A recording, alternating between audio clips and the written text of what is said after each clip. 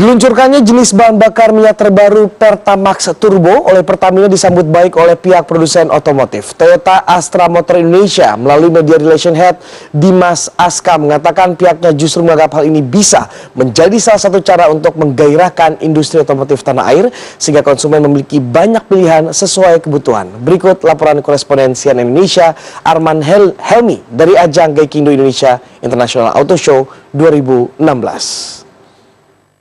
Ya, pameran Gaikindo Indonesia International Auto Show atau GIAS 2016 yang bertempat di Indonesia Convention Exhibition atau ICE BSD City Tangerang Selatan ini sudah memasuki hari ketiga dan pada saat ini memang masih terus dibanjiri atau dipenuhi oleh warga ibu kota dan sekitarnya untuk melihat-lihat seperti apakah mobil-mobil ataupun juga mobil masa depan yang dipamerkan pada ajang ini. Dan memang mobil ramah lingkungan dan juga hemat bahan bakar masih menjadi tren otomotif, tidak berubah dengan tren otomotif pada awal tahun 2016. Namun beberapa waktu yang lalu pihak Pertamina juga sudah meluncurkan bahan bakar terbaru yaitu Pertamax Turbo yang diperuntukkan bagi kelas menengah ke atas.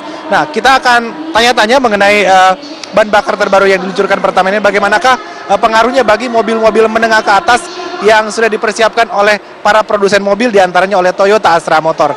Dan saat ini sudah bersama dengan saya Mas Dimas Aska selaku Head Media Relation dari PT Toyota Astra Motor. Selamat malam Mas Dimas. Ya, Mas, ini kan Pertamina belum lama ya meluncing bahan bakar terbaru Pertamax Turbo, Mas, yang diperuntukkan bagi kelas menengah ke atas.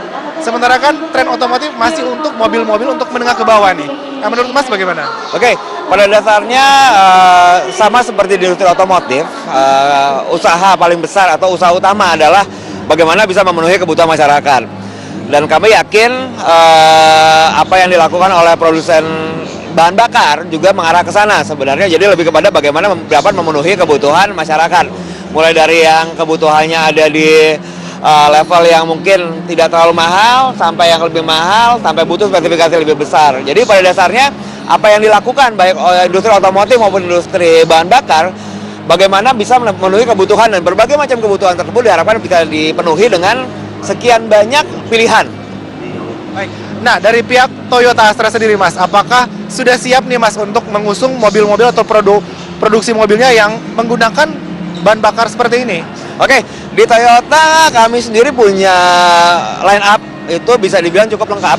Jadi dari yang premium sampai ke yang bisa dibilang entry class. Nah, harapannya nih, selain pilihannya terhadap kendaraannya, bisa juga nanti para pemilik juga bisa memilih bahan bakar sesuai dengan spesifikasi dan kebutuhannya. Jadi tidak perlu yang, oh saya takut beli mobil ini karena kebutuhannya kurang, tapi itu adalah salah satu bentuk peningkatan infrastruktur. Jadi diharapkannya kedepannya juga akan semakin bisa saling mendukung antara industri otomotif dengan industri bahan bakar.